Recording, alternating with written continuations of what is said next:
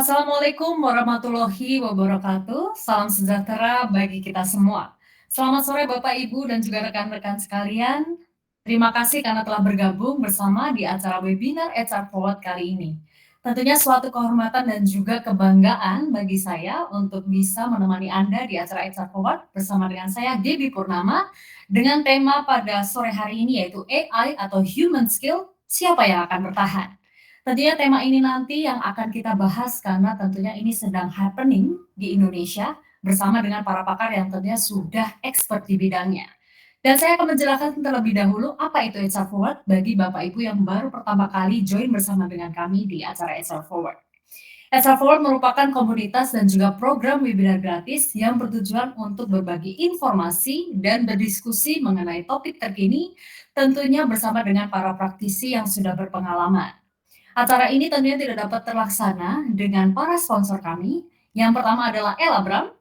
Elabram merupakan konsultan sumber daya manusia yang memberikan service rekrutmen, payroll, dan juga outsourcing. Elabram sendiri telah berpengalaman selama lebih dari 20 tahun di Asia Tenggara. Dan untuk sponsor kami yang kedua adalah XDIV. XDIV adalah aplikasi produktivitas perusahaan yang memiliki fitur project management tools, employee self-services, dan juga chat. Tidak lupa juga kami mengucapkan terima kasih kepada community partner kami, yaitu Event Jakarta. Terima kasih juga kami ucapkan kepada para narasumber kami hari ini yang luar biasa, yaitu Bapak Arundi Dosini selaku SVP People Operation of Lazada Indonesia, Ibu Ariananda Desmaria selaku Human Resource Manager TBO.com APAC, dan Ibu Migi Apriani selaku Talent Acquisition Consultant of Indonesia, Malaysia, Filipina, Singapore, Thailand of Aizino. Baik Bapak Ibu sekalian, kita kembali lagi ke tema yang akan kita bahas pada sore hari ini di acara forward kita sore hari ini, yaitu AI atau Human Skill, siapa yang akan bertahan?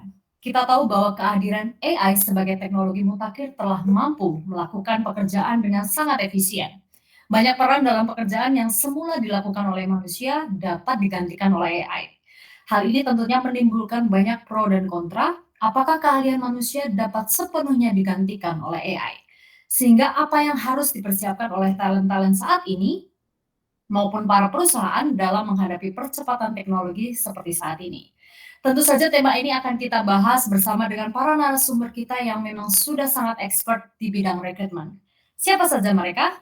Nah, daripada penasaran, langsung saja saya akan bacakan profil dari masing-masing narasumber yang ada pada sore hari ini. Yang pertama, Aruni Dosini selaku SVP People Operation of Lazada Indonesia, memiliki pengalaman selama lebih dari 20 tahun di bidang human resource pada industri e-commerce, financial service, telekomunikasi, IT, dan transportasi.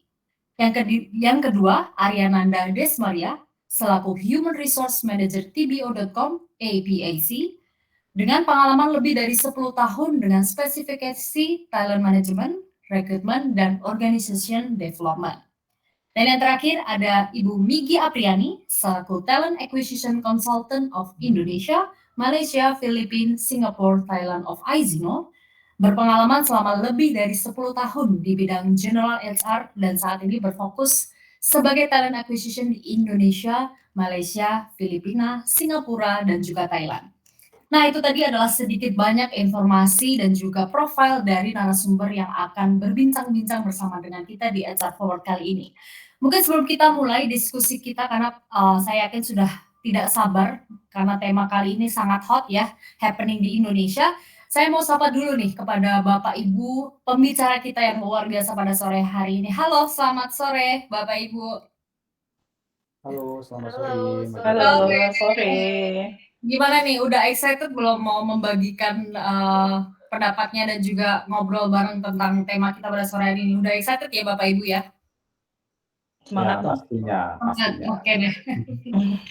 Baik, Ya, karena damai. semua pembicara kita sudah siap, mungkin kita langsung saja ke panel discussion ya Bapak Ibu. Dan saya juga mau merimain untuk para Bapak dan Ibu partisipan yang sudah hadir, saya mau sampaikan apabila ada pertanyaan atau ada yang ingin disampaikan, boleh langsung ditulis di kolom chat. Nanti kita akan ada panel diskusi untuk pertanyaan dan jawaban akan langsung bisa dijawab oleh para narasumber kita gitu. Jadi bisa langsung disampaikan di kolom chat. Baik, kita akan mulai ke panel diskusi kita. Sebelumnya, Artificial Intelligence adalah ilmu komputer yang berkaitan dengan membangun mesin pintar. Teknologi ini mampu menyelesaikan tugas-tugas yang biasanya membutuhkan kecerdasan manusia. Membahas pro dan kontra kecerdasan buatan memang membagikan sisi emosional banyak orang. Bahkan ilmuwan setara dengan Stephen Hawking pun yang awalnya mengira manusia bisa hidup berdampingan dengan AI, kemudian menyimpulkan AI jahat untuk sulit dihentikan tanpa perlindungan yang memadai. Talent memiliki keterampilan rendah dalam pekerjaan adalah pihak yang paling khawatir jobnya dapat direbut oleh AI. Sebagai contoh, robot telah mengambil banyak pekerjaan di jalur perakitan mobil. Teknologi ini dapat melakukan tugas-tugas kompleks dengan akurasi tinggi dan juga konsisten. Untuk membahas lebih lanjut mengenai topik hari ini, saya akan mulai diskusi dengan para narasumber dan kita akan mulai terlebih dahulu kepada Bapak Arundi. Untuk pertanyaan pertama nih Pak, menurut Bapak Arundi sendiri, jenis pekerjaan apakah yang kira-kira berpotensi dapat digantikan oleh AI? Silakan Pak Arundi.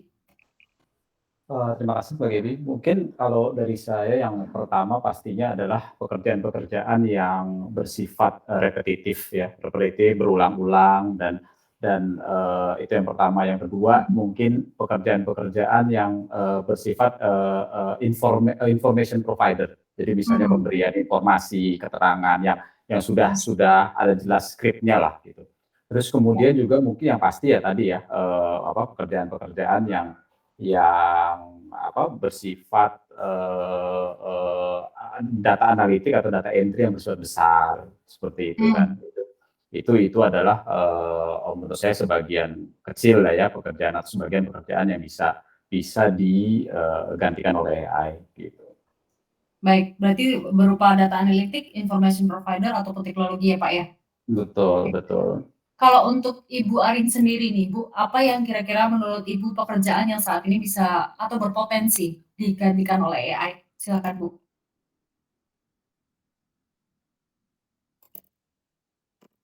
Ya, Ibu Arin silakan.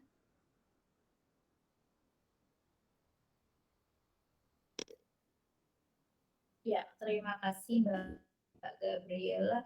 Sebenarnya jawaban saya lebih kurang sama ya dengan Bapak Arun. Ya, sebenarnya jawaban saya lebih kurangnya hampir sama dengan Bapak Arundri, di mana pekerjaan yang berpotensi bisa digantikan oleh AI itu adalah misalnya kalau susah nih untuk dimengerti seperti administrasi. Kan kalau misalnya administrasi Excel yang tadi semua serba harus pakai Excel, semua sudah bisa pakai sistem.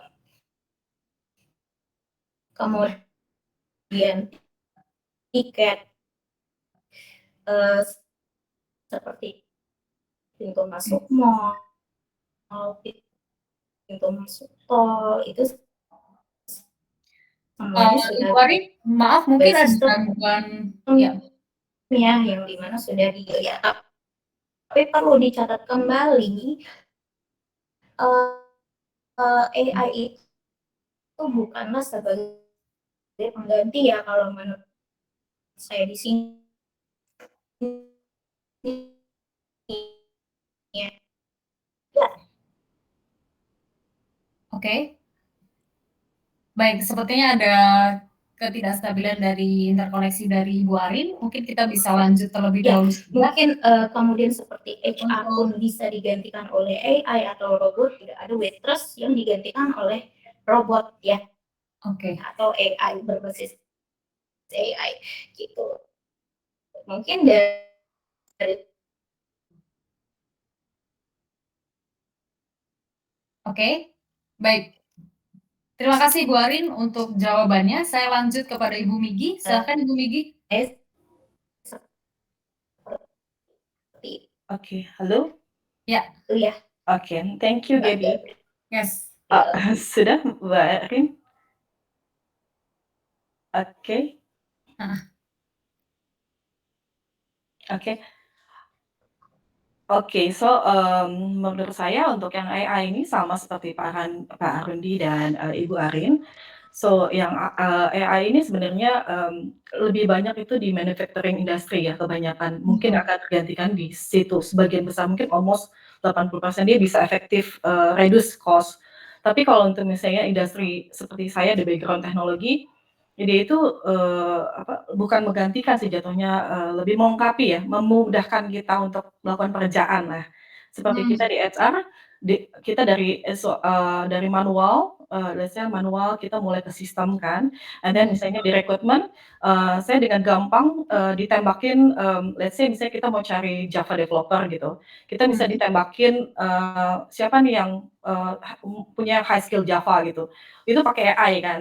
Nah, itu Mhm. lebih memudahkan saya untuk cari hire kandidat, itu sih menurut saya, gitu. Oh, Jadi oke. kalau di saya bukan menggantikan, tapi membantu saya untuk dalam pekerjaan. Membantu ya. Baik, kalau Mhm. tadi Ibu Migi sempat mention ada untuk manufacturing industry, kira-kira di bagian mana Bu yang bisa, apa, dibantu lah ya intinya bukan menggantikan posisi dari human Mhm. skill, tapi lebih ke, yang bisa di-support oleh AI untuk manufacturing industry menurut Ibu Migi itu di bagian mana Bu?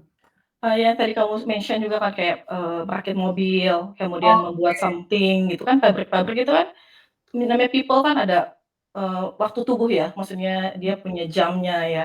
Kalau yang namanya robot mesin kan, dia bisa berulang-ulang kali gitu, dan sistemnya Oh. mungkin, eee, bisa diperbaikin. Maksudnya let's say, dari manusia bisa thinking about the sistemnya seperti apa, lebih Ya. memudahkan lah, efisiensi cost menurut saya, Oke. lebih ke situ sih Oke, jatuhnya. baik.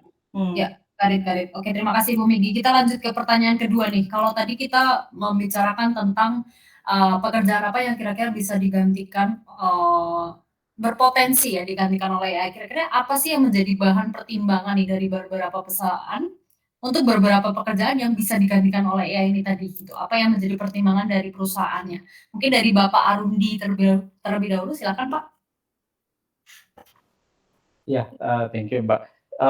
Ya pasti dari sisi cost ya, itu, Kos. namanya kita perusahaan bisnis kita tentu, harus, berusaha mencari apa namanya, profit lah ya. Jadi, apa namanya, sudah pasti satu dari sisi cost, yang kedua dari sisi efisiensi gitu kan, Mhm. efisiensi itu juga terkait dengan cost. Ketiga itu terkait dengan akurasi, karena kalau misalnya kita Mhm. bicara, big data analytics itu kan tentu nggak mungkin lah itu di-handle oleh AI. manusia gitu ya, bisa untuk mendapatkan hasil yang lebih akurat, lebih cepat, lebih lebih, tepat itu pasti, akan harus dibantu dengan, AI gitu. Terus kemudian, eee eee, alasan yang lain yang, selain itu juga, dari sisi, perusahaannya sendiri ya, artinya maksudnya kalau kayak mungkin di tempat saya itu, karena kita emang tech company gitu ya, jadi kita memang, Mhm.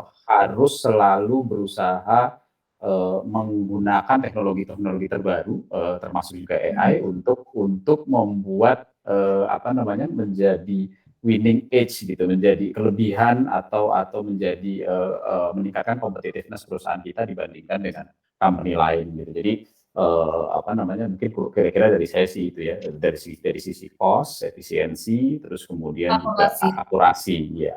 Oh, jadi kalau menurut Bapak Aruni sendiri untuk akurasi dari AI itu bisa apa ya, kredibilitasnya bisa dipercaya ya, Pak, ya, untuk akurasi untuk AI itu sendiri, dari AI? Iya, iya, kalau menurut saya secara prinsip ya, apabila kita bicara analitik, kita bicara Mhm. data entry, kita bicara, apa namanya, sesuatu yang bersifat besar, banyak dan repetitif itu ya, memang AI yang paling paling bisa diandalkan karena kan Iya. dia sudah terprogram gitu. Betul. Ya Mhm. lain kalau misalnya kita bicara tentang hal-hal yang bersifat creativity atau yang lain itu mungkin kita, Ya, agak enggak, kurang mungkin lah. juga kalau misal sudah terprogram mereka sudah punya template-nya seperti itu ya, Pak, ya? Mereka sudah Mhm, mhm. melakukan bagiannya. Oke, baik. Iya, Kalau menurut dari Ibu Migi sendiri? Oke, kalau dari aku, dari Pak Andi, oke, ini saya tambahan aja, kalau menurut saya AI itu lebih ke tren atau misalnya sekarang tuh anak-anak muda, TikTok lah, di TikTok apa Mhm. dia kan carinya apa, dia keluar gitu, itu kan pakai AI, and then, yang trending-trending di YouTube itu kan juga pakai AI kan jatuhnya. Mhm. Yang kayak gitu sih, terus kemudian, kalau misalnya di, sales marketing, dia akan nyari nih trennya apa, atau di banking misalnya dia ada, punya data-data misalnya nasabahnya, dia, Mmm. terus, dia female atau male, berapa penghasilannya segala macam, dia bisa tahu nih produk Oh. apa yang mau dikeluarin gitu. Itu sangat Mhm. membantu banget di kita sih, di data-data demografi seperti itu, apalagi pemerintah ya. Iya ya. Pemerintah kan juga, apa namanya, membutuhkan AI ini sih untuk, untuk menampilkan sesuatu lah tentunya. Akurasinya, segala macamnya, trennya, kayak gitu sih menurut saya. Lebih membantu ya untuk dalam Mhm. tren dan lain sebagainya. Betul. Baik, untuk Ibu Arin? Iya, Ya. saya juga menambahkan ya tadi benar dari kata Pak Arum gitu ya, dari segi cost, efisiensi, dan juga akurasi, mungkin ditambahkan juga seperti efektivitas. Jadi sebenarnya AI tadi kan memang diciptakan, tidak untuk menggantikan ya, sebenarnya tidak sepenuhnya menggantikan, tapi lebih ke mempermudah pekerjaan si human skill ini gitu. Jadi mungkin ada beberapa orang yang berpikir bahwa adanya AI ini pandangan negatifnya adalah wah berarti human skill tidak terpakai lagi, padahal itu enggak gitu. Jadi lebih ke mempermudah pekerjaan. Mungkin yang tadinya dikerjakan secara manual, terus kalau adanya AI kan diperbantukan, diberikan kemudahan yang tadi kita pakai serba Excel, sekarang kita sudah by system gitu kan. Kayak misalnya di HR pun sekarang sudah ada yang namanya HR system atau HRIS ya kan, sudah banyak sekali yang membangun HRIS.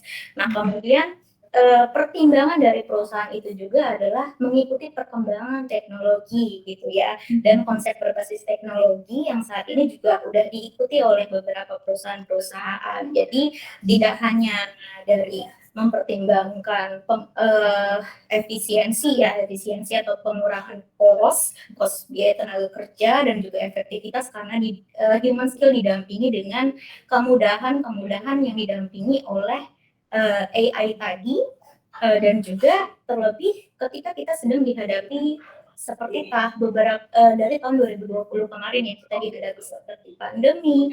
Nah, kita adanya teknologi AI ini sangat membantu bisnis kita terus berjalan dengan adanya AI tadi, gitu ya. Seperti kalau misalnya kita tadinya interview atau in-class interview harus berbondong-bondong ketemu di satu kelas gitu ya, interview rame-rame. Nah, dengan adanya AI kita nggak perlu lagi itu ketemu dalam satu kelas seperti dilakukan FGD ya. FGD bisa kita lakukan seperti ini di webinar gitu ya. Yang sebelumnya kita melakukan seminar segala macam, kita harus sewa gedung ya kan, kemudian harus sewa wifi gitu kan. Nah, dengan adanya AI ini faktanya tidak mengurangi gitu, maksudnya tidak menghilangkan human skill kita, tapi lebih ke mempermudah kita untuk menjalani kegiatan bisnis kita, tapi jatuhnya lebih efisiensi dari segi cost gitu ya, dan juga lebih efektivitas pastinya. Itu dari saya, Mbak. Jadi lebih mungkin bukan menggantikan tapi lebih membantu ya, mensupport gitu dengan apa yang betul. Oke, mengerti. Nah, kalau untuk kita ngomongin kelangkaan talent nih, Bapak dan Ibu gitu. Kira-kira memungkinkan nggak sih dengan penggunaan AI saat ini itu menjadi solusi jangka panjang dalam mengatasi permasalahan kelangkaan talent saat ini gitu? Kalau menurut dari Ibu Arin, silakan Bu Arin. Ya, kalau dari saya ya, yang pasti untuk AI ini menurut saya dari AI bukan menjadi satu-satunya solusi untuk permasalahan kelangkaan talent. Kenapa saya bilang tidak menjadi satu-satunya solusi?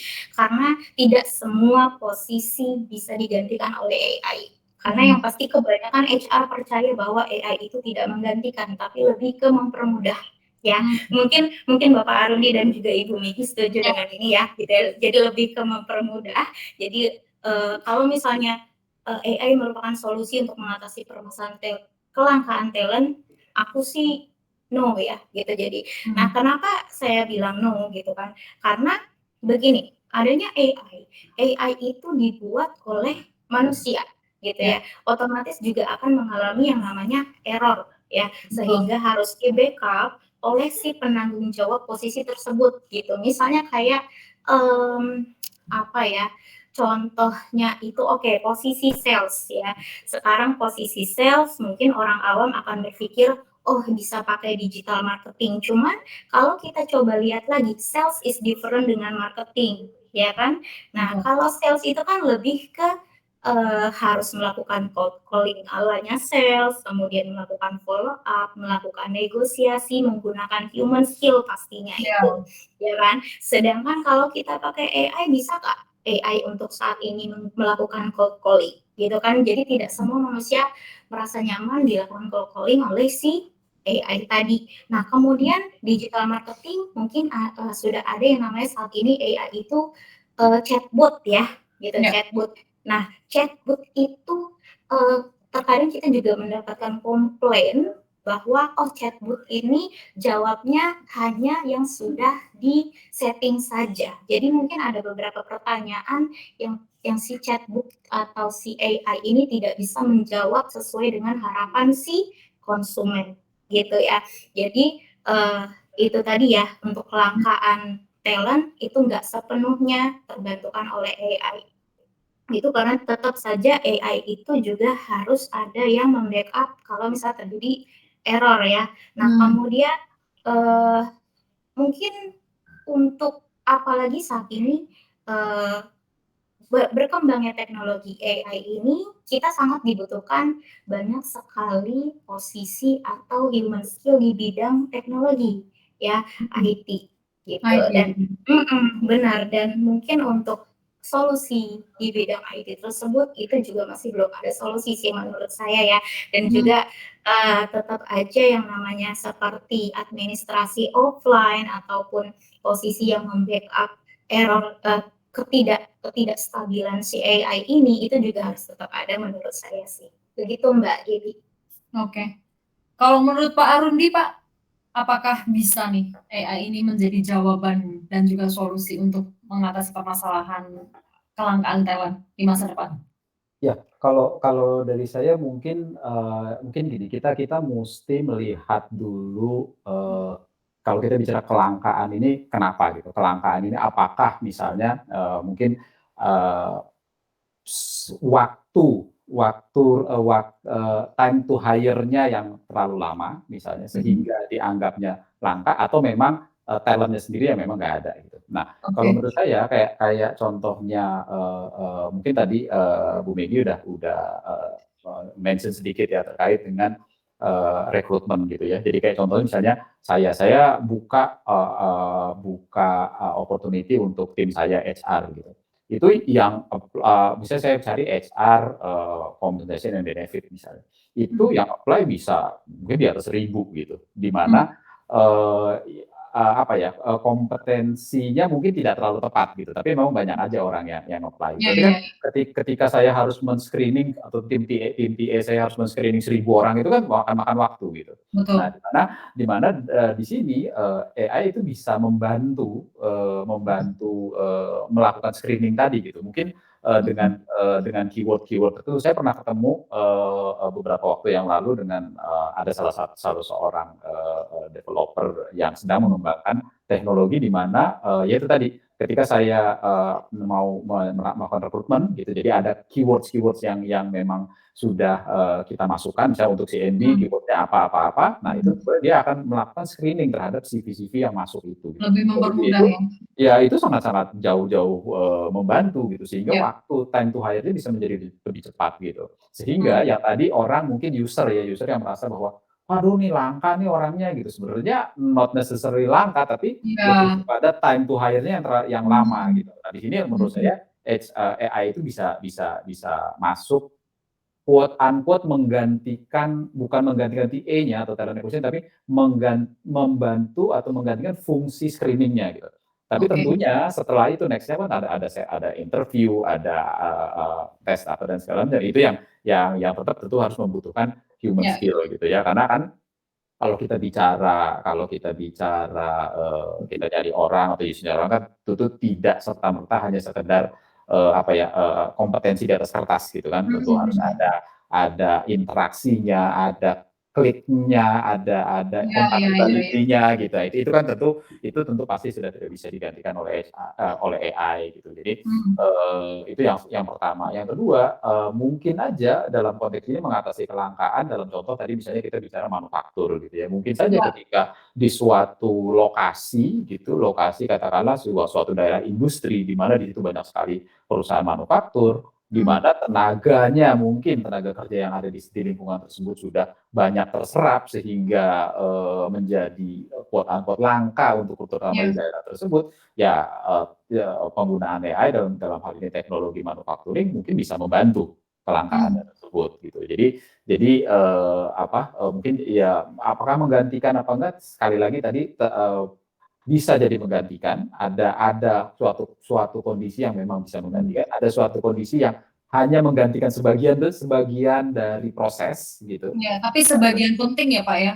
Karena kan Eee, kalau untuk, membicarakan tadi kelangkaan kan sebenarnya juga talent-nya mungkin sudah banyak gitu, tapi kita sebagai talent acquisition yang tidak aware gitu dengan posisi-posisi yang ada. Tapi dengan adanya AI kan dibantu bahwa sebenarnya ada loh gitu, tapi kita yang mungkin betul. kurang cermat atau kurang jeli gitu ya dalam Iya, hal ini.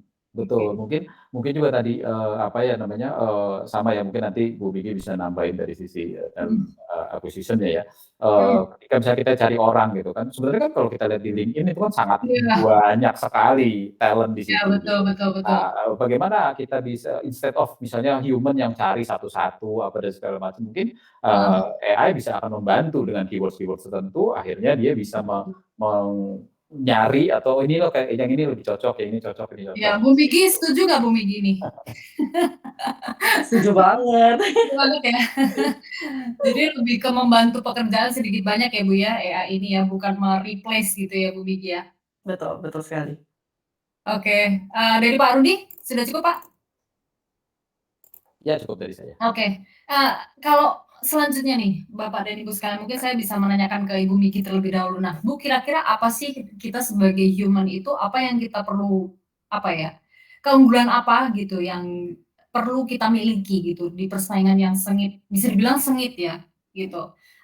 Antara human skill dengan AI ini tuh apa sih keunggulan yang perlu kita miliki sebagai manusia, menurut Bu Miki nih, saat ini? Oke. Mhm. Oke, kalau misalnya memang saya biasa cari orang tuh kan, yang Mhm. pertama kan attitude ya, of course lah. Betul, Yang oke. kedua itu kelangkaan itu, kenapa sih langka? Biasanya kalau di saya di teknologi itu, mmm, kurang skill. Jadi Mmm. people-nya dia kurang skill. Jadi saya, kalau menurut saya, kalau teman-teman yang mau misalnya mau upgrade skill, please upgrade skill. Ambil Mhm. training, certification, itu sangat membantu sekali untuk, saat ini ya, Mmm. apalagi di teknologi industri, gitu. Jadi Oke. biasanya kita cari nih yang, let's say ada Google certification Oke. gitu, atau Mhm. apa certification gitu, itu sangat membantu sekali untuk dia upgrade skill dan nilai jual dia akan tinggi. Ini yang bisa Mmm. kalau menurut saya ini akan membantu kelangkaan tadi yang kelangkaan, Oke. people yang tadi dibilang dibandingkan daripada replace mendingan kita upgrade our Upgrade. skill. Iya betul. Mhm. Jadi dengan mengikuti training ataupun certification, Yes, workshop mhm. dan juga ikut Exaforward tentunya ya. Yes, of course. Karena kan kita jadi tambah wawasan gitu tentang apa Bener yang banget. terjadi gitu saat ini. Oke, Mhm. kalau menurut Pak Arundi, silakan Pak. Ya kalau dari saya beberapa skill yang tadi untuk kompetensi, hard skill udah pasti ya seperti tadi Bu Mhm. Vicky sampaikan. Cuman yang menurut saya juga penting, yang hal ini tidak bisa dilakukan oleh AI adalah satu, eee eee, especially as an HR ya, kita Mhm. itu, empathy. Empathy Mhm. itu nggak bisa di-handle oleh AI gitu. Saya kebetulan di company sekarang kita salah satu HR services yang kita berikan kita juga punya chatbot gitu ya. Tapi Mmm. chatbot itu, memang hanya bisa sebagai information provider. Jadi kalau misalnya kayak, "Oh saya mau gimana sih, lihat slip gaji di mana atau perhitungan Iya tax dia di mana," itu bisa iya, lewat itu. betul Tapi betul. ketika, queries atau pertanyaan-pertanyaan dari karyawan yang bersifat konsultatif, sesuatu Mmm. yang bersifat, perlu, ya tadi saya bilang ada empathy dan lain hal dan sebagainya itu, harus di-handle oleh human, gitu. Mmm. Jadi itu yang pertama saya sampaikan adalah empathy. Yang kedua creativity, gitu. Mmm. Eee eee, saya kebetulan saya juga suka desain gitu. Jadi saya ada beberapa saya tahu bahwa ada beberapa AI yang bisa membantu para ilustrator dari misalnya komik dan segala macam yang bisa menghasilkan art yang sangat-sangat bagus gitu. Tapi tetap menurut saya trigger-nya itu kan tetap harus dari human-nya gitu. Bahwa creativity dia mau bikin apanya itu adalah muncul dari human. Nah, itu salah satu skill kedua yang menurut saya tidak bisa digantikan. Yang berikutnya adalah planning gitu. Betul bahwa AI itu bisa melakukan analisis, simulasi dan sebagainya untuk pas data gitu ya. Dan mungkin juga untuk memprediksi untuk kemudian di kedepannya seperti apa. Tapi balik lagi kalau dari saya sebagai apalagi kita bicara strategic planning gitu ya, itu kan nggak serta-merta memang pure based on data gitu. Ya, apalagi kalau kita bicara business leader pasti sudah ada apa ya, intuisi kita bicara di situ, udah bicara ada apa namanya, pengalaman, based on pengalaman dia, based on sense dia. Nah, itu juga sesuatu yang dari sisi planning tidak bisa digantikan oleh AI. Dan yang terakhir mungkin kalau dari saya tadi seperti sudah disampaikan oleh Mbak Arin ya bahwa teknologi manajemennya itu sendiri gitu. Jadi kalau misalnya ada sistemnya ini, bagaimana sistem ini quote unquote kan harus ada yang ngajarin. Sama tadi saya cerita bahwa kita ketika pertama kali kita implement chatbot itu ya kita harus ngajarin ini loh keywords-nya gitu dan itu semakin bertambahnya waktu semakin bertambah ini. Oh ada keywords yang perlu kita tambahkan. Oh ada sentence yang perlu kita masukkan supaya dia bisa memberikan jawaban yang tepat gitu. Itu salah satu contohnya. Dan kemudian orang yang memaintain sistem itu sendiri gitu. Tadi Bu Arin sempat menyampaikan bahwa mungkin aja error. Iya, that's right gitu. Bahwa suatu ketika pasti akan ada atau ada errornya lah kasarnya sehingga perlu ada intervensi manusia di situ dan setelah itu teknologinya nggak akan berhenti gitu. Tentu kita kayak mengembangkan teknologi tersebut gitu. Nah, disitulah kembali pentingnya fungsi human di situ ya, yang mungkin kita bisa asah terus, kita bisa kembangkan, kita bisa tambah dengan melalui berbagai macam media lah, apakah training, seminar dan segala macam. Gitu. Oke, baik, Rudi. Oke, terakhir untuk Ibu Arin nih, kalau menurut Ibu Arin bagaimana Bu? Ya, mungkin sedikit menambahkan saja ya karena kan tadi sudah dari Bu Vicky juga terkait si SDM-nya juga kita sebagai human juga harus update juga ya terkait teknologi dan juga kita harus mengikuti training juga. Jadi misalnya sekarang teknologi apa sih yang sedang in saat ini kan di luar sana gitu. Misalnya mungkin pada saat waktu pas Gojek masuk di Indonesia ya, yang tadinya itu kan juga masuk ke AI ya. Nah, kemudian yang tadinya ojek itu semuanya serba manual gitu ya. Di mana human atau bapak-bapak Gojek itu yang tadinya tidak tahu Android, tidak menggunakan handphone gitu kan. Gimana sih cara untuk mendampingi itu semua? Caranya adalah sorry, ini saya matikan kamera sebentar. Ada gangguan ya? Silakan. Gimana sih caranya untuk mendampingi teknologi itu gitu ya agar human skill kita tetap ya dari motivasi diri kita sendiri. Yang pertama motivasi dari diri kita sendiri bahwa kita harus memandang positif adanya teknologi ataupun AI itu sendiri, otomatis itu juga akan menstimulus diri kita ya untuk mengikuti training. Jadi kalau nggak mau kita harus menggunakan Android dan juga harus paham teknologi untuk human skill berdampingan dengan AI tadi gitu ya. Nah kemudian yang itu tadi yang pertama ya kita harus update teknologi apa yang saat ini baru masuk di Indonesia apalagi dan di dunia. Yang kedua kita juga harus menstimulus diri kita sendiri untuk ingin dapat berdampingan dengan teknologi AI tadi gitu. Nah itu mungkin dari saya yang bagi ya. Oke, jadi juga penting juga untuk meningkatkan awareness bahwa kita bisa apa ya bermain bersama dengan AI itu maksudnya beritme bersama gitu, di mana AI itu sebenarnya bukan negatif tapi apa ya, positif Yes. yang bisa membantu kita gitu sebenarnya. Dan memang ada beberapa seperti yang tadi Mbak Arundi, katakan bahwa nggak semua juga bisa dijawab oleh, AI itu sendiri. Kadang ada yang butuh empati, kemudian planning yang tidak sepenuhnya bisa, menjadi jawaban untuk AI itu gitu. Jadi itu hanya bisa dijawab oleh oleh manusia gitu, kita sebagai manusia. Oke, mungkin saya bisa lanjut ke pertanyaan yang selanjutnya nih. Kalau untuk, kita tadi kan membicarakan tentang plan ke depan, apakah mungkin gitu ya, dari teknologi AI itu menggantikan, apa tadi, talent yang sudah langka. Nah, saat ini untuk persiapannya nih, transisi bagi talent yang pekerjaannya kemungkinan akan digantikan oleh AI itu kira-kira persiapannya seperti apa? Mungkin bisa dengan Ibu Miki, silahkan. Oke, apa? Sorry, persiapan apa? Untuk persiapan transisi bagi talent yang pekerjaannya kemungkinan akan digantikan oleh AI tadi seperti yang di-mention mungkin dari pihak manufaktur, industrinya, dan lain sebagainya mungkin. Silakan Bu Miki. Ya pasti kalau persiapan itu, costing-nya ya dihitung, apa Mhm, namanya, prediction-nya seperti apa, apakah benar-benar akan dihilangkan semua mmm, human-nya ataukah akan digantikan ataukah memang cuma half to half gitu. oke, Segitu sih persiapannya. Terus ya itu dari segi perusahaan, tapi kalau misalnya dari segi, manusia, penting sekali yang tadi saya bilang, jangan sampai kalah dengan AI. Kita iya, harus gut skill sih. Dari situ karena ya as a consultant ya, TA consultant itu penting banget untuk, upgrade your skill lah ketika kita mhm, mau hire people kan, gitu. Jadi jangan sampai kita digantikan oleh, AI-nya gitu. Paling enggak karena kayak saya juga kan istilah selling big data sebenarnya. Saya juga, kita as konsultan selling big data. So, people yang mengerjakan big data gitu kan, yang mmm, creative, big data itu adalah people-nya, gitu.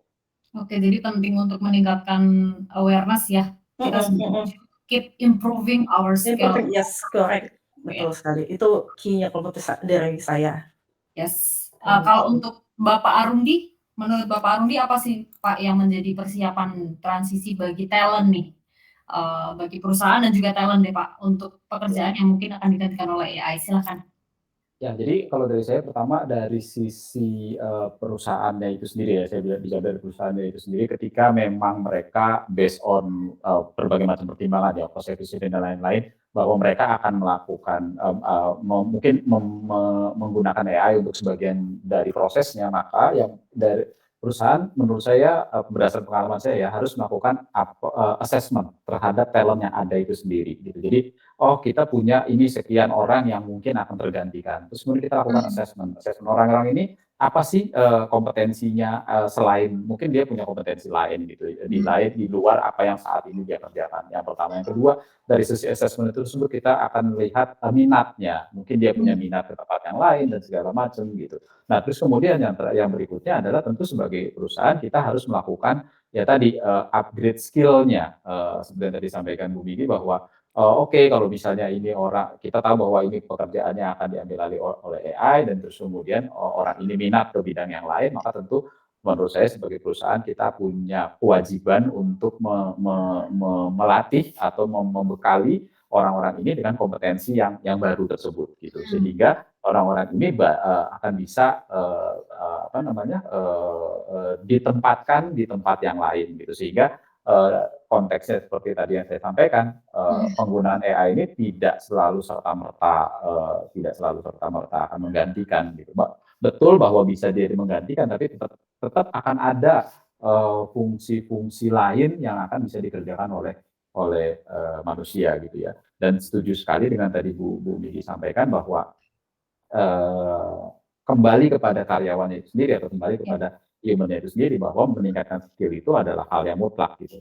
Continuous mmm, improvement dari yes, kita itu sudah harga mati lah sekarang gitu. iya, Karena kalau kita bicara sejarah ya, kita lihat sedikit mhm, ke belakang sejarahnya, dari dulu sebenarnya sudah ada, dan selalu ada pekerjaan-pekerjaan yang quote unquote hilang dan digantikan oleh teknologi gitu. Jadi, mmm, apa namanya, contoh sederhana aja, mungkin tahun 90-an, semua pintu tol masih pakai, tenaga, petugas kan yang iya, membayar transaksi kan. Sekarang sudah tidak ada. Mungkin kalau kita bicara sedikit sejarah yang lebih lama lagi, tahun 1800-an atau 1300 ketika belum ada listrik gitu ya, di kota-kota besar di Eropa itu ada orang yang kerjanya nyalain lampu jalan pakai Hmm, api gitu untuk supaya lampu jalannya hidup gitu.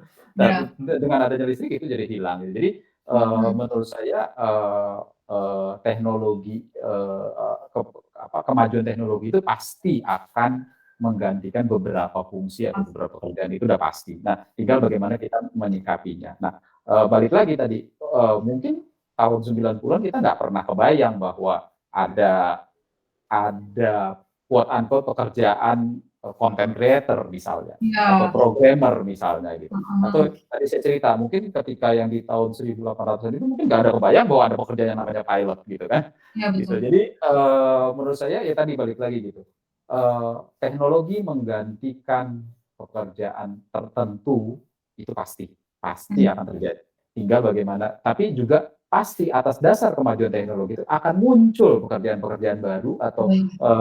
sesuatu-sesuatu yang hal-hal yang baru yang bisa dilakukan oleh manusia gitu. Jadi sebenarnya ya quote unquote no worries atau jangan terlalu kita ketakutan juga gitu menjadikan Hmm, hantu atau menjadikan AI ya, sebagai ya. apa ya, sebagai momok yang menakutkan gitu karena Hmm, eh, pasti akan pasti ada jalan gitu ya kalau kita punya tadi saya bilang kita punya creativity, kita punya ya, empathy, kita punya semangat untuk belajar gitu itu pasti akan ada substitusinya lah gitu. betul. Karena Sesuatu hal-hal ya sesuatu hal-hal yang mungkin sekarang saat ini kita belum belum pikir sama sekali gitu kan. betul, betul.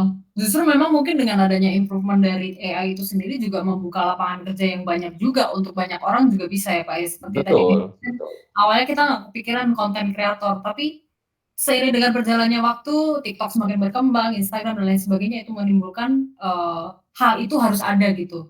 Maksudnya Iya, SDM iya. content creator itu harus ada. Jadi bagaimana kita melihat AI itu tidak selamanya buruk juga, tapi justru menjadi pacuan buat diri kita untuk bisa meningkatkan self improvement itu tadi gitu ya, Pak, ya? Iya betul. Jadi kayak contoh misalnya mungkin apa saya pernah baca atau pernah lihat ya kayak kayak posisi misalnya posisi mekanik gitu ya. Mhm. Mungkin zaman dulu mekanik is just a mekanik dia ada mobil atau kendaraan yang datang dia perbaiki gitu.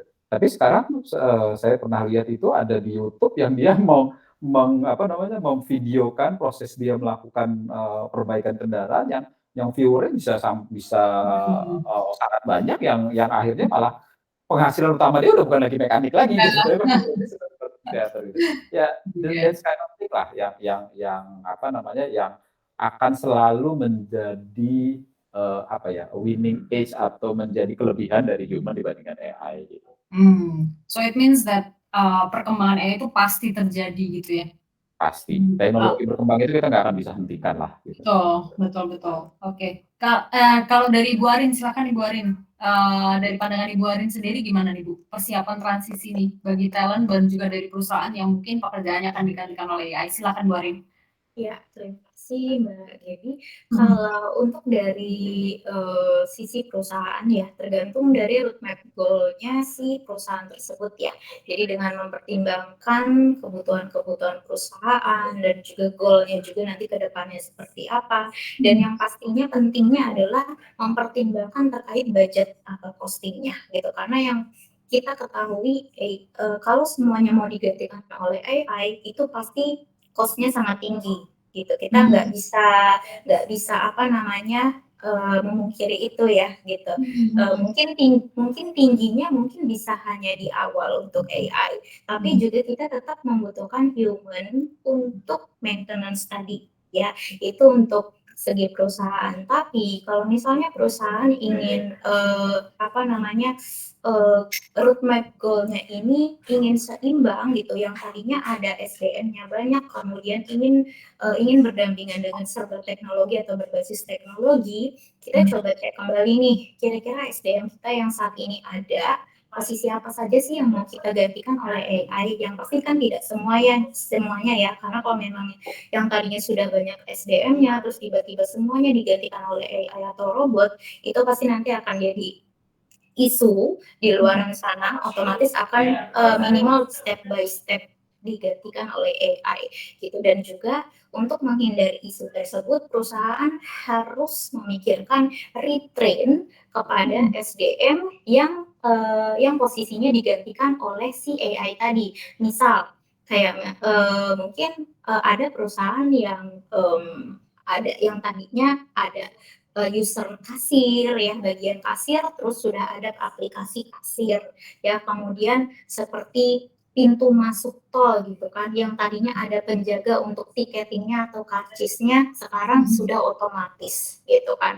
Nah, tugas perusahaan atau menurut saya ini adalah tugas dari HR-nya. Tugas HR-nya adalah memberikan ide untuk meretrain si karyawan tersebut untuk memposisikan di posisi supporting atau posisi yang masih membutuhkan human skill tadi.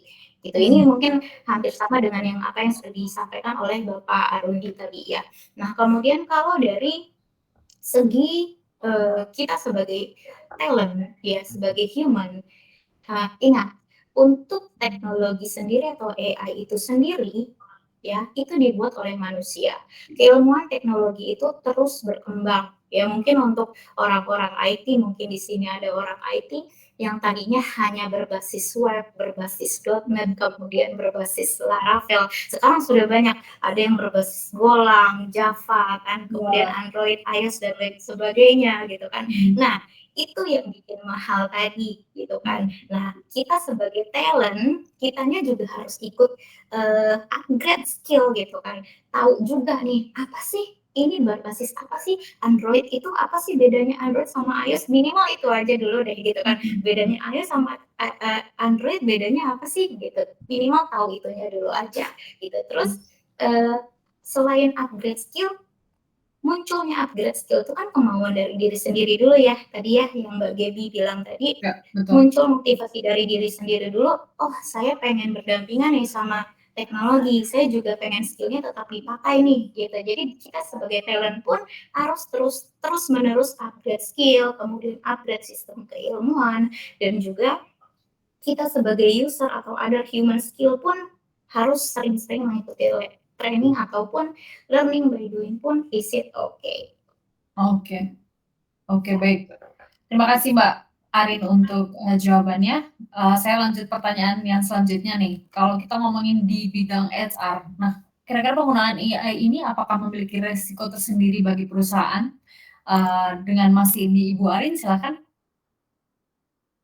Ya, kalau untuk di bidang HR sendiri, menurut saya ini memiliki resiko atau enggak, ini tergantung dari sistem yang kita pakai sih sebenarnya ya. Kan kalau misalnya HR itu, kita untuk saat ini kita sudah mengenal HRIS, kemudian soft skills CV, kemudian sekarang juga udah ada yang namanya interview pakai AI ya. Ya. Kemarin saya sempat ada sudah ada beberapa perusahaan di Indonesia, mereka perusahaan yang menjalankan interview menggunakan robot atau AI, di mana pertanyaan itu muncul di video call tapi orangnya nggak ada nih, gitu kan. Nah, kemudian dan dari sistem ataupun dari aplikasi tersebut, itu juga bisa membaca personality si talent pada saat interview. Nah, itu sebenarnya mempermudah kita sebagai talent acquisition ya, dan juga mempermudah kita juga untuk seperti sortir CV, kemudian sortir kandidat, dan juga pada saat proses interview. Nah, tapi balik lagi, saya bilang kan resikonya adalah tergantung dari sistemnya. Kenapa? Secure atau enggak, gitu kan. Kalau nggak secure, karena HR itu semuanya hubungannya sama data manusia loh, ya kan? Data manusia, kemudian pada saat interview, wajah kita pun terlihat pada saat video, tapi kita nggak ngelihat nih, kita interview sama siapa, gitu kan. Nah, secure atau enggak, data bisa bocor yang pastinya untuk resikonya. Kemudian sistemnya, ya harus ada yang backup. Kalau nggak ada yang backup, itu data kita nggak tahu tuh bocornya kemana. Sistemnya itu bisa terpercaya atau enggak gitu. Dan kalau misalnya pada saat error, kira-kira itu datanya bakalan hilang atau enggak. Kalau saya sih sebagai HR ya, balik lagi, walaupun kita punya HRIS gitu ya, sudah menggunakan sistem, pasti masih banyak HR yang membutuhkan data-data itu secara hard copy. Itu pasti itu untuk sebagai backup-nya, karena kita menghindari resiko-resiko tadi. Gitu, Mbak.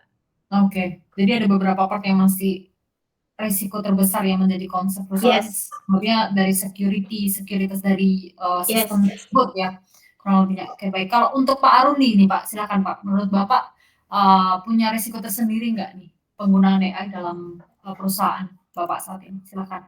Iya, pastinya sama seperti yang tadi disampaikan Mbak Arin ya, bahwa concern atau resiko terbesar kita adalah dari sisi security gitu ya, data security gitu ya. Karena ya itu kan apa namanya, data pribadi, data apalagi ada data kompensasi, itu kan merupakan hal-hal yang sangat-sangat konfidensial gitu ya, yang tidak boleh diketahui oleh siapapun. Sehingga penggunaannya itu jangan sampai ya tadi kita harus memastikan, contoh bisa sederhana gitu, kita pernah punya automation terkait dengan pemberian laporan SPT tahunan misalnya gitu.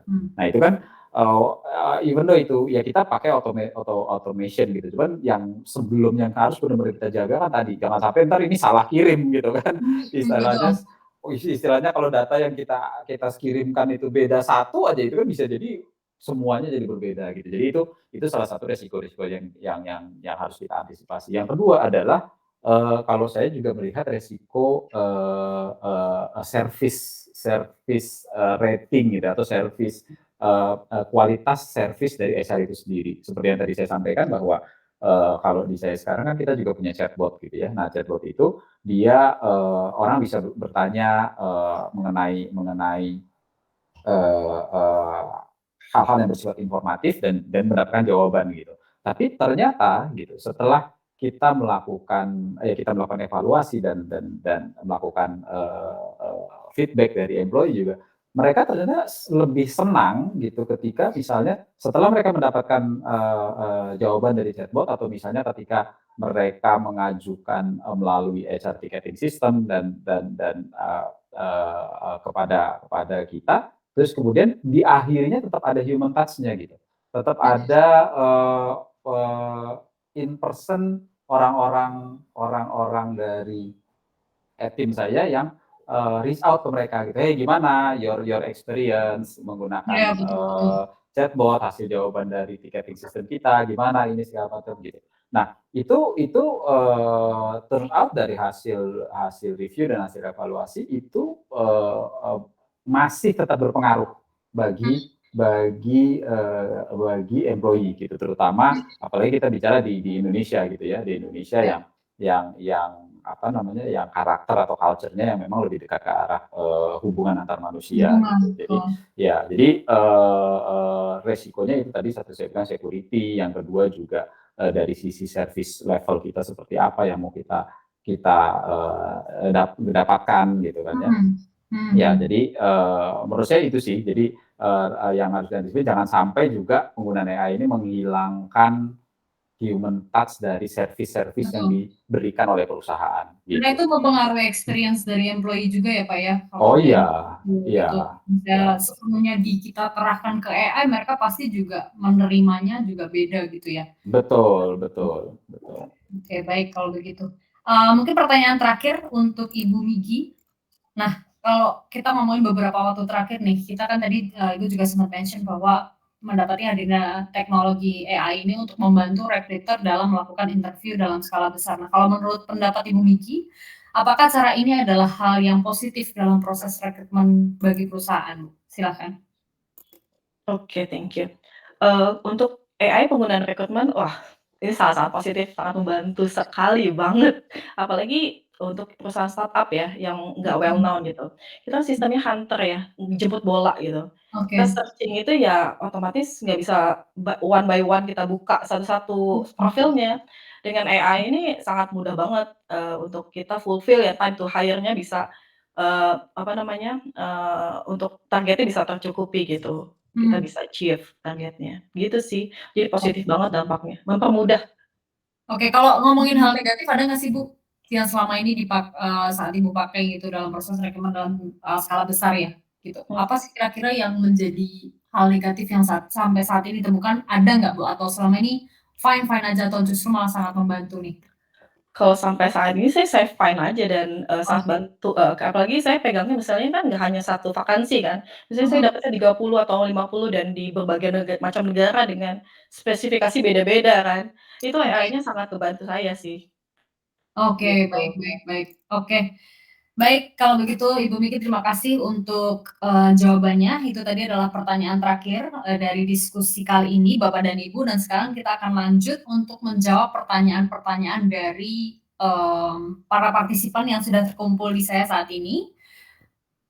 Terima kasih yang sudah menanyakan, apabila masih ada yang mau bertanya bisa langsung saja di-chat-kan ya. Yang pertama, saya mau pertanyaan untuk Ibu Migi dari Anita, menanyakan skill seperti apakah yang dibutuhkan oleh perusahaan dari talent internal agar tidak digantikan pekerjaannya oleh AI? Silahkan, Bu. Oke, hai Anita, Mhm. talent internal ini kamu di mana? Misalnya let's say di departemen apa? Untuk Mmm. misalnya kamu, di departemen sales mungkin lebih ke public skill, kalau nggak how to negotiate with, customer. Misalnya kalau di teknologi, ya kamu ambil certification, Mhm. misalnya apa, Java, Golang, atau DevOps, atau others cloud gitu. Itu sangat membantu kamu untuk, bergain skill-nya. Atau mau Mhm. move, let's say satu departemen ke departemen lain, ya kamu cari, kompetensi yang di departemen lain itu apa gitu, Mhm. misalnya, apalah yang, mau kamu isi itu gitu. Jadi, kamu cari upgrade skill-nya dari yang tadi yang saya bilang, kamu di departemen apa, cari dulu, terus kamu bisa discuss juga sama your reporting manager, sama manajer kamu. Misalnya kayak saya mau naik level, apa sih kompetensi yang mau upgrade skill, apa aja nih yang harus saya training atau certification apa, biar KPI saya tercapai atau mau next level-nya seperti apa gitu. Biasanya kita diskusi dengan manajer kita, dengan atasan gitu. Jadi lebih terarah lah. Gitu, Oke, kalau berarti internal. tergantung dari departemennya dan juga bisa didiskusikan Mhm, mereka. Oke. sama passion ya, jangan lupa passion-nya dia Passion, juga. Itu penting banget. follow your passion gitu katanya. Mmm. Oke, makasih Bu Thank Migi, semoga you. menjawab ya untuk Anita. Kita lanjut ke pertanyaan selanjutnya untuk Bapak Arundi dari Atar, Pak. Apakah menggunakan AI dapat menjadi skill yang bisa di-showcase untuk portfolio? Seperti kreativitas dalam penggunaannya atau contoh ketika menggunakan yang baru nge-hype ChatGPT, terkadang membutuhkan struktur pertanyaan dan pengarahan yang baik untuk bisa dapat jawaban yang tepat. Silakan Bapak Arundi. Halo Watar, iya, menurut saya ya, pasti ya, artinya, itu sangat-sangat bisa ditampilkan gitu ya. Mhm. Maksud saya contohnya gini, sederhana aja ketika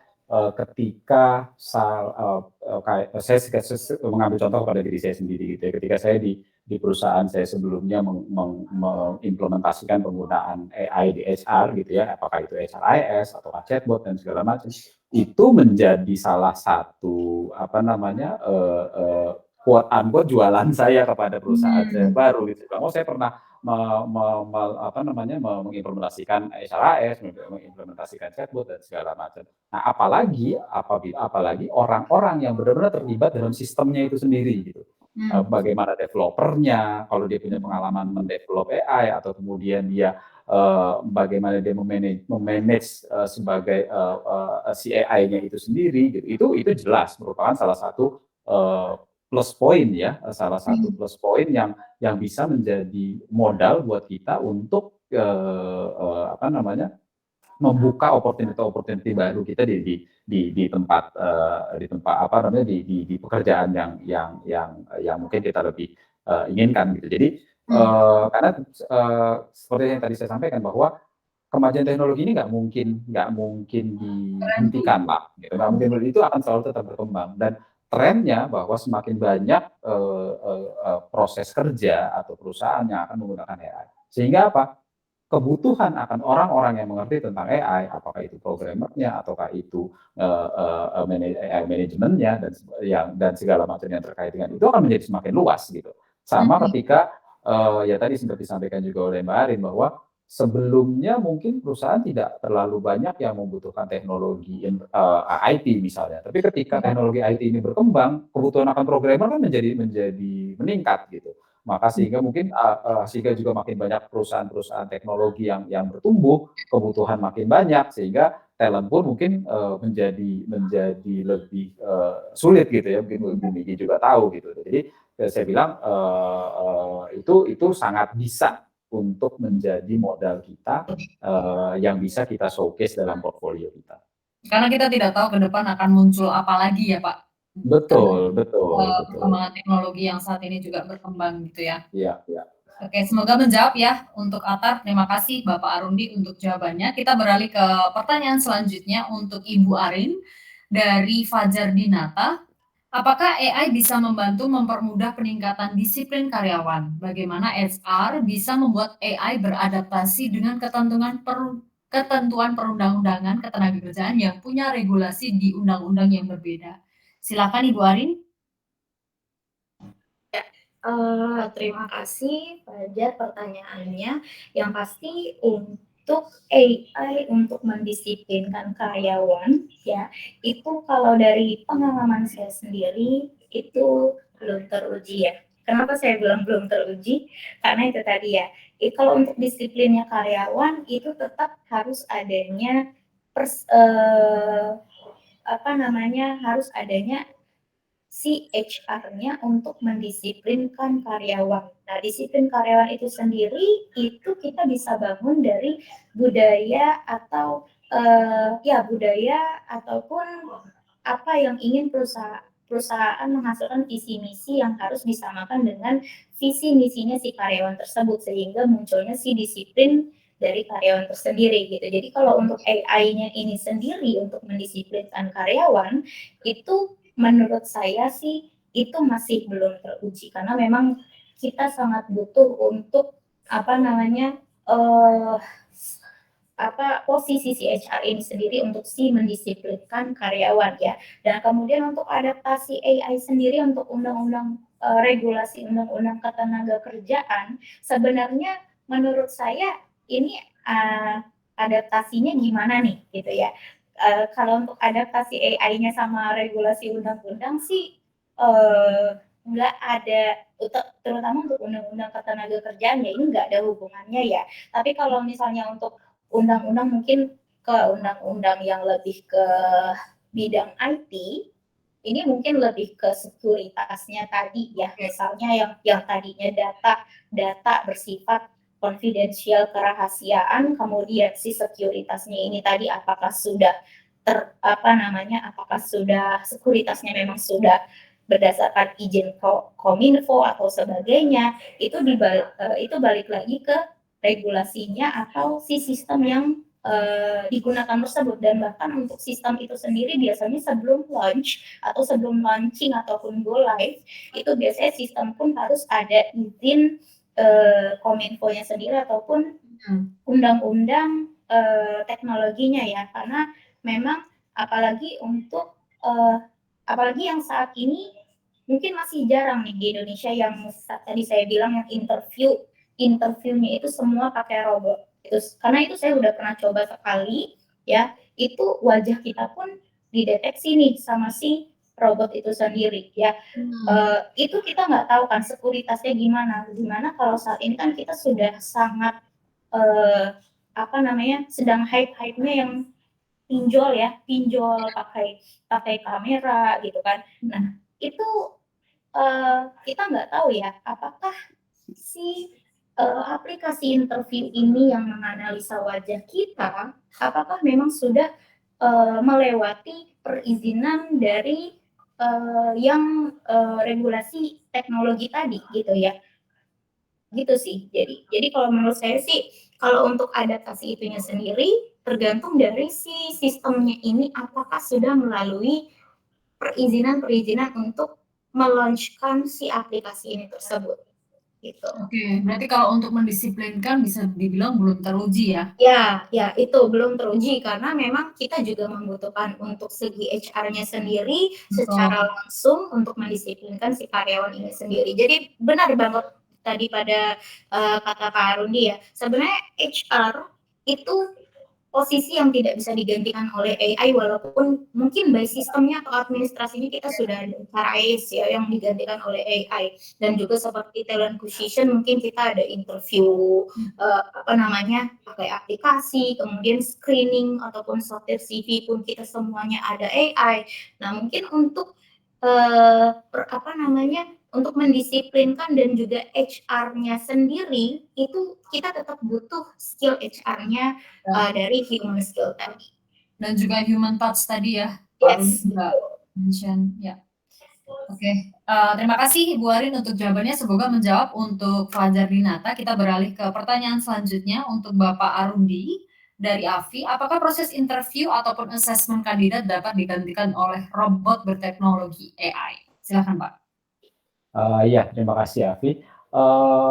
Apakah proses interview dan assessment bisa atau enggak? Menurut saya tergantung dari jenis pekerjaan apa yang dilakukan interview ya, atau tahapan mana proses interview itu dilakukan. For example, jadi misalnya kalau dia masih berupa hard skill test, misalnya bagaimana dia melakukan analisis terhadap assessment psikologi misalnya gitu kan, kita atau psikotes itu kan kadang-kadang kita punya banyak pertanyaan gitu kan, terus kemudian kan ada hasil interpretasinya. Kalau zaman dulu mungkin itu interpretasi itu ada, saya masih ingat bahwa ada orang HR saya, orang PA saya yang ngitungin scoring, terus kemudian dia melakukan hasilnya, terus kemudian dia membuat gambar-gambarnya, kemudian dia melakukan memberikan hasil analisanya. Tapi kalau sekarang kan sudah sangat banyak sekali, begitu kita masukkan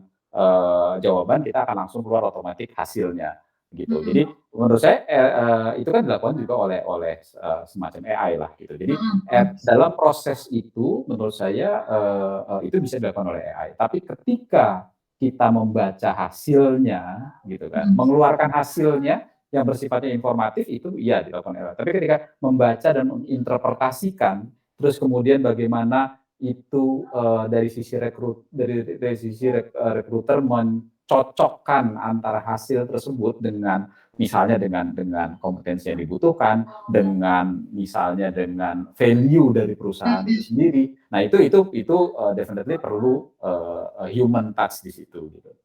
Oke, jadi kalau ngomongin hasil tetap top people in person-nya langsung ya Pak ya, bukan dengan AI itu ya? Iya, jadi makanya saya bilang pasti akan ada proses-proses tertentu yang bisa dibantu oleh AI, sementara ada proses-proses tertentu yang tidak bisa dilakukan oleh AI gitu. Oke, baik. Terima kasih Pak Arundi untuk jawabannya dan semoga menjawab untuk Afi pertanyaannya ya. Kita lanjut ke pertanyaan selanjutnya, yaitu untuk semua panelis di sini. Dari Gajah Mada, sebagai disebutkan Bapak Ibu bahwasanya AI ini membantu pekerjaan kita, apakah perusahaan lebih baik meng-hire pekerjaan baru yang memiliki skill dan paham tentang AI yang ada atau menyediakan pelatihan untuk bekerja lama agar dapat beradaptasi dengan AI? Mungkin bisa dari Ibu Miki terlebih dahulu, Bu. Silakan, Bu. Oke, kalau saya tergantung user ya. Karena kalau perusahaan tergantung user. Ada yang mau fresh graduated, let's say. Jadi kita bentuk, kita kasih certification, kita kasih ini upgrade skill. Ada juga yang mau jadi, let's say kita cari yang udah certification gitu. Jadi kalau menurut saya based on user kalau di saya ya, karena as a TII consultant gitu. Itu sih dari saya. Oke, baik. Kalau menurut Ibu Arin, silakan Bu Arin. Ya, halo Gajah Mada.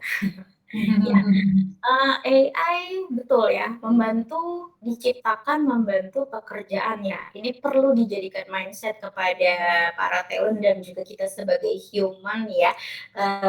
Jangan menjadikan AI itu sebagai momok kita, wah ini pengganti manusia nih. Kan kemarin sempat ya ada berita semua skill manusia akan digantikan oleh robot. Itu big no ya. Jadi jangan memandang AI ini akan menggantikan skill kita. Tapi tanamkan di mindset kita bahwa AI ini adalah mempermudah pekerjaan kita, mempermudah bisnis kita gitu ya.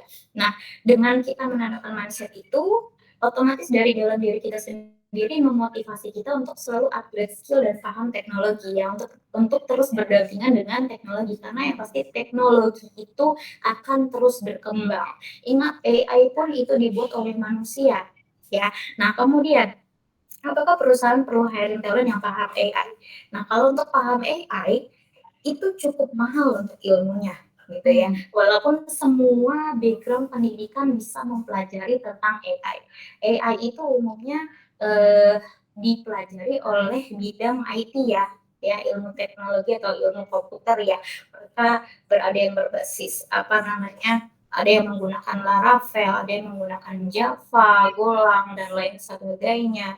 Tapi minimal ya kita paham teknologinya aja deh ya, nggak perlu kita harus paham Golang apaan sih, Laravel apaan sih gitu. Nah, kemudian itu untuk si talents-nya nih, untuk talents-nya nggak mesti kamu paham untuk Laravel apa ya, gimana sih cara buat aplikasi, enggak. Kalau kamu harus paham membuat aplikasi bagaimana, membuat sistem AI bagaimana, itu berarti kamu akan apply posisi untuk yang di bidang IT gitu ya. Tapi kalau untuk posisi di bidang lain, paham AI boleh, tapi ingat hanya basicnya aja, tahu teknologinya saja. Misalnya, saya pengen melamar di bidang HR. Minimal rata-rata sekarang adalah paham menggunakan HRIS. HRIS berbasis AI nggak? Berbasis AI. Ya. Nah, kemudian misalnya administrasi. Administrasi biasanya ada juga rekruter memasang kualifikasi paham menggunakan sistem misalnya berbasis SAP. Nah, SAP berbasis AI nggak? Berbasis AI. Gitu, tergantung dari posisi apa yang kamu lamar gitu sebenarnya ya. Itulah tadi yang tadi saya bilang, kita sebagai talent harus mencoba berdampingan dengan teknologi yang sesuai dengan passion kita tadi, sesuai dengan posisi kita tadi. Misalnya HR, apa sih AI-nya saat ini? HRIS gitu kan.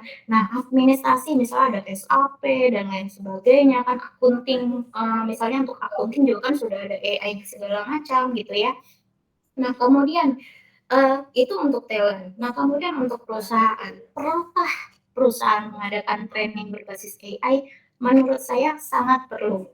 Nggak mesti karyawan ini, nggak mesti perusahaan ini mewajibkan seluruh karyawannya untuk mengerti AI. Tidak mesti. Kalau misalnya harus paham banget, diwajibkan memahami AI itu apa, kemudian ilmunya kayak apa gitu kan, itu cukup sulit ya, karena ilmunya sangat mahal ilmu AI itu. Jadi minimal hanya mengadakan training brainstorming seperti yang dilakukan oleh HR Forward ini. Gitu. Jadi minimal paham teknologi itu tadi, paham teknologi, kemudian apa sih posisi saya yang kira-kira teknologinya akan mendampingi posisi saya gitu. Jadi hanya cukup mengadakan training yang berbasis AI, tapi dia bentuknya adalah seperti brainstorm gitu Mbak Deti.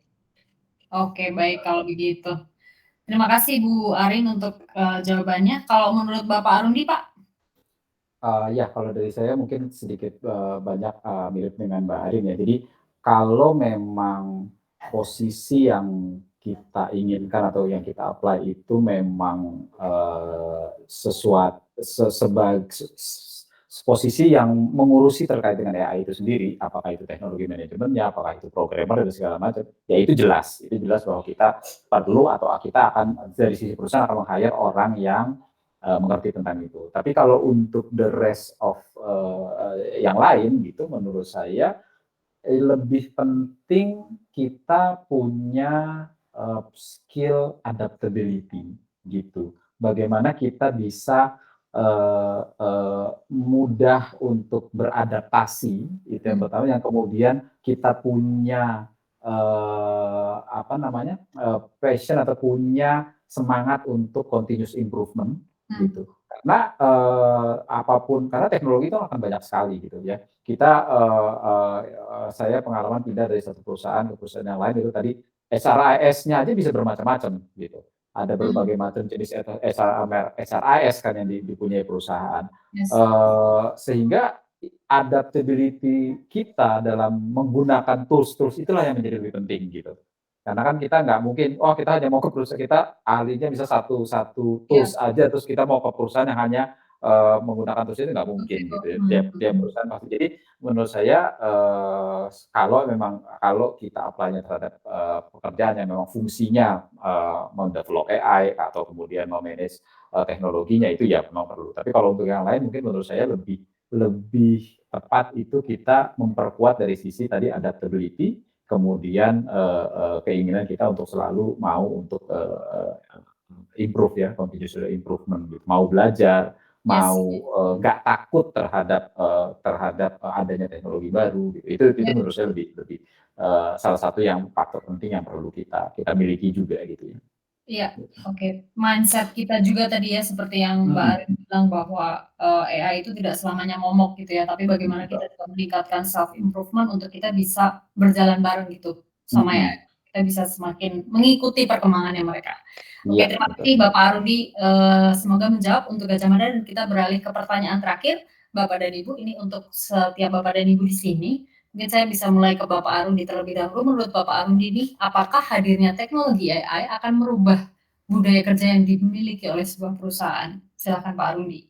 Eee, menurut saya sih pasti. Itu jawabannya adalah pasti gitu ya. Contoh sederhana aja bahwa, apa namanya, ketika saya mengimplementasi HRIS di suatu perusahaan gitu ya, termasuk chatbot dan segala macamnya, dari awalnya yang mungkin even saya mungkin dulu dari awal itu pen and paper gitu ya, semua yang masih terdokumentasi dengan di hard copy dan segala macam. Kemudian kita mulai menggunakan Excel, kemudian kita untuk master data, kemudian kita berkembang kemudian menggunakan salah satu tools HRIS itu budayanya sudah pasti sangat-sangat budaya kerja sudah pasti sangat-sangat berubah. Termasuk juga budaya budaya karyawannya gitu. Dari yang dulunya misalnya dulu ya apalagi waktu sebelum pandemi ya, itu kan masih masih sering tuh, karyawan yang mampir ke ruang HR, Iya, nanya ini itu segala macam, kayak ngobrol dan segala macam gitu. iya, iya. Nah, dengan penggunaan, atau bahkan misalnya minta form, "Mau minta form cuti dong," gitu, ke ruang HR segala Betul, macam betul. gitu kan, "Minta form lembur dong," gitu. Nah, sekarang kemudian itu dengan penggunaan SRAS itu udah nggak lagi gitu, artinya mereka sudah bisa, ajukan di aplikasi itu sendiri dan ada di aplikasi SRAS, sudah ada tools-tools, Iya, employee self-service dan lain-lain halnya. Nah, kemudian contoh yang berikutnya adalah sama dengan tadi pertanyaan gitu ya, kalau dulu mungkin zaman dulu masih telepon ya, oh telepon ke iya, ke ke apa, direct line-nya HR, oh nanya-nanya ini itu dan segala macam. Sekarang mereka terus kemudian dengan menggunakan email, dengan menggunakan, chat application, mereka sudah yes. pertanyaannya melalui chat application. Terus kemudian, berkembang lagi, dengan kita menggunakan chatbot, akhirnya mereka sudah menanyakannya melalui chatbot gitu. Jadi, Mmm, eee, Lebih on efisiensi ya, Pak, ya? ya, on the other hand ada efisiensi yang tadi kita lakukan gitu, dari orang yang mungkin apalagi kalau misalnya kita bicara di kantor yang luas gitu, apalagi manufaktur, misalnya tempatnya kan sangat-sangat, luas gitu, itu Betul. sangat-sangat membantu dan sangat-sangat membuat, efisiensi.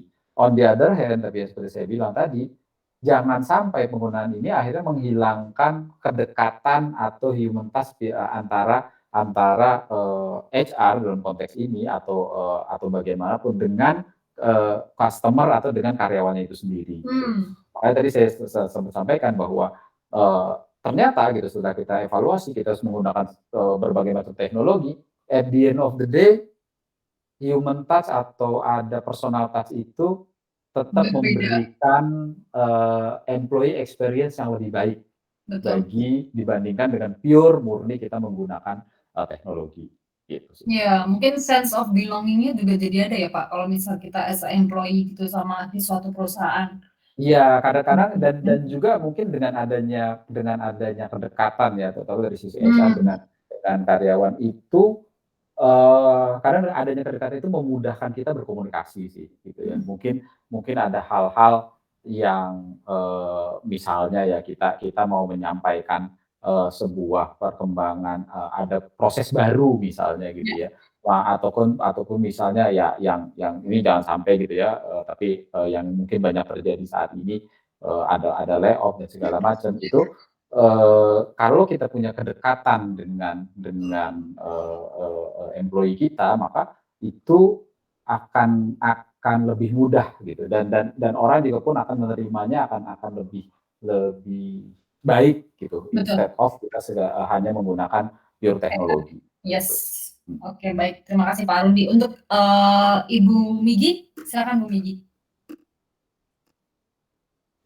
Oke. Kalau saya karena bentuknya saya kerja di regional ya jatuhnya ini sangat ngebantu. Jadi kayak misalnya saya communication dengan other country, HR-nya misalnya di Singapura atau employee-nya di Thailand, itu kita jadi semua ada sistem, ada sistem, di HR ada sistem, di finance ada sistem, semua ada sistem. Apapun kita masukkan ke cloud, jadi cloud ini sekarang ngebantu banget. And then we are working from home. Oke, dia kan beda banget nih budayanya kan. Betul. Sekarang kita working from home, working from other country, itu budayanya udah beda dan AI ini sangat membantu sih. Kalau dari segi saya, karena dari regional, kerja di regional ini kan ada beberapa negara, nggak bisa ketemu satu sama lain kayak di Jakarta gitu kan, gampang datanginnya ngobrol kalau misalnya ada masalah, kita komunikasinya ya ini by Zoom, by, Google Chat, Google Meet, like that lah. Lebih ke virtual, AI-nya bener-bener dipakai kalau di kita.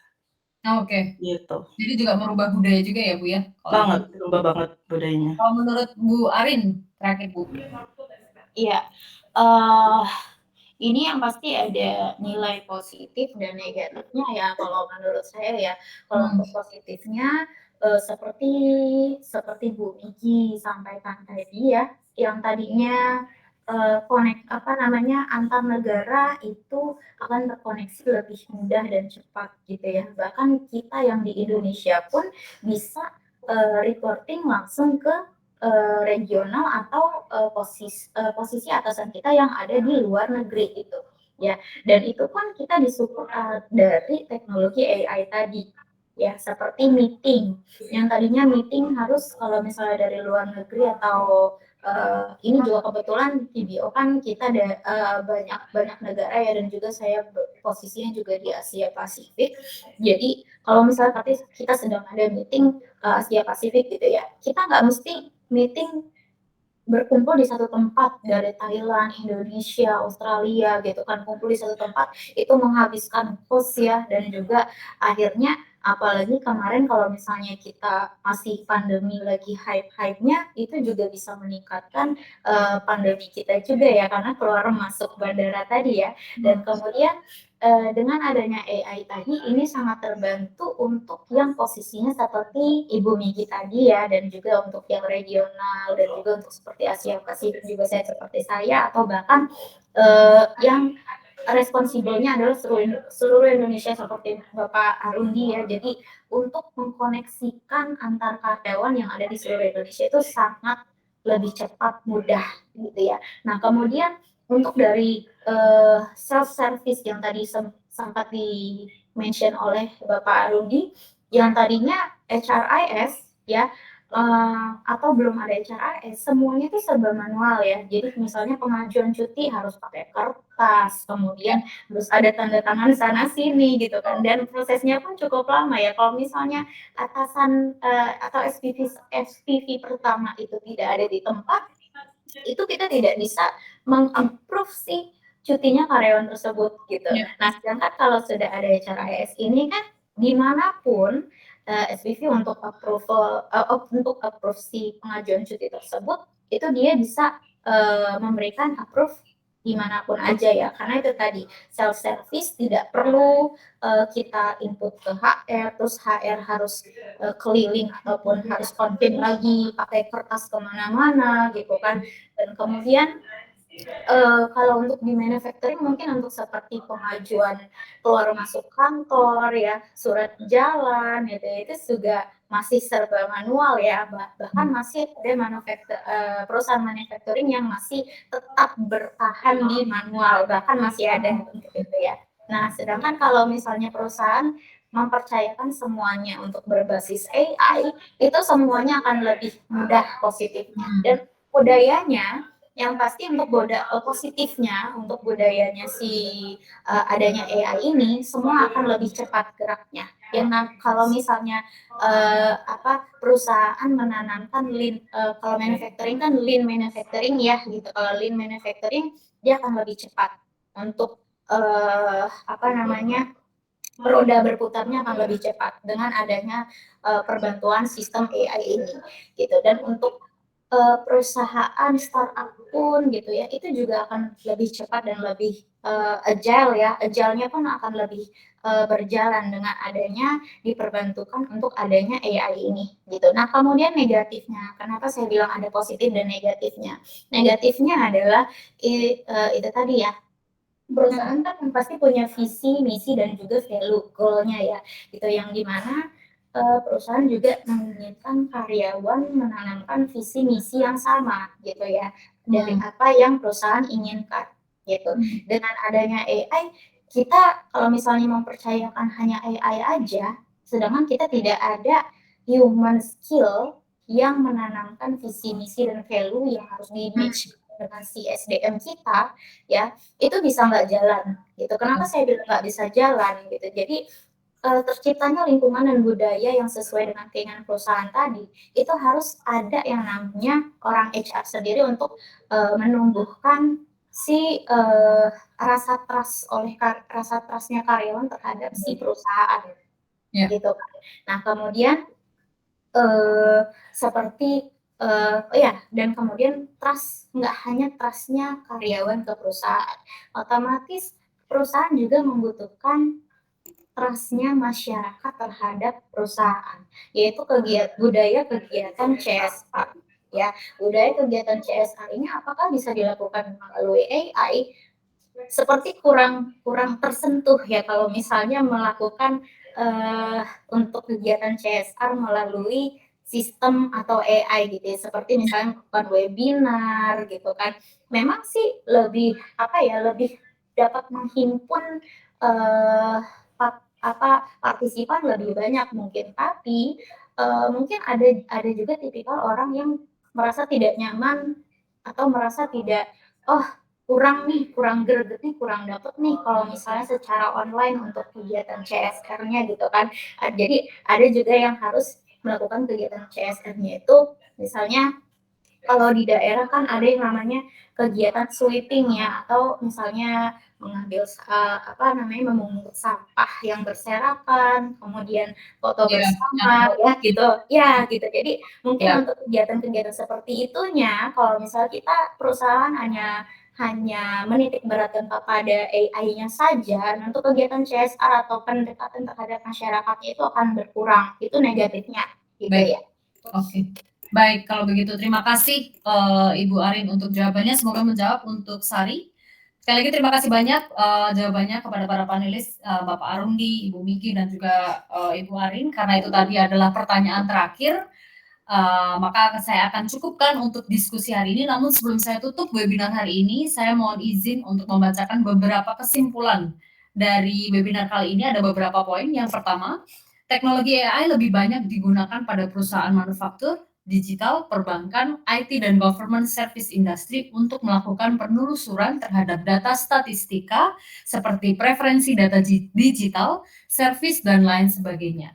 Yang kedua, pada dasarnya AI adalah teknologi yang diciptakan untuk membantu, mempermudah, dan mempercepat pekerjaan manusia sehingga untuk mengurangi resiko, seperti security issue dan data leakage. Penggunaan AI harus dilakukan secara bertanggung jawab. Yang ketiga, penggunaan teknologi AI di HR field sangat membantu dalam optimasi proses hiring dan screening CV. Hal ini bukan berarti AI menggantikan fungsi HR maupun talent, tetapi lebih mengoptimasi waktu karena HR tidak perlu melakukan hal-hal yang bersifat repetitif dengan hasil yang lebih akurat sesuai dengan yang dibutuhkan. Dan poin terakhir, tips untuk talent bisa bersaing dengan AI antara lain dengan mengupgrade skill, mengambil kelas sertifikasi, dan training di bidang-bidang keahlian kerja. Quote unquote, continuous improvement adalah hal yang mutlak. Bagaimana nih Pak Arundi, Bu Arin, dan Bu Miki, apakah dari kesimpulan saya tadi mau ditambahkan atau mau dikurangi atau sudah pas mungkin? Dari saya cukup. Baik. Sangat jelas dan cukup Mbak Devi. Baik. Oke, baik kalau begitu. Terima kasih banyak sekali lagi untuk para panelis. Mungkin saya akan tutup webinar hari ini. Saya sekali lagi mengucapkan terima kasih untuk para narasumber yang luar biasa, yaitu Bapak Arundi Dosini selaku SVP People Operation of Lazada Indonesia, Ibu Ariananda Desmaria selaku Human Resource Manager TBO.com APAC, dan Ibu Migi Apriani selaku Talent Acquisition Consultant of Indonesia, Malaysia, Filipina, Singapura, Thailand of iZino. Terima kasih juga untuk sponsor kami hari ini, yaitu Elabram dan Aktif, dan juga terima kasih kepada community partner kami, Event Jakarta. Saya Gaby Purnama selaku moderator mengucapkan terima kasih banyak untuk seluruh pihak yang terlibat. Saya mohon maaf apabila ada salah kata atau penyebutan. Stay safe dan sehat selalu bagi kita semua. Sampai jumpa di event selanjutnya. Sampai jumpa, selamat sore.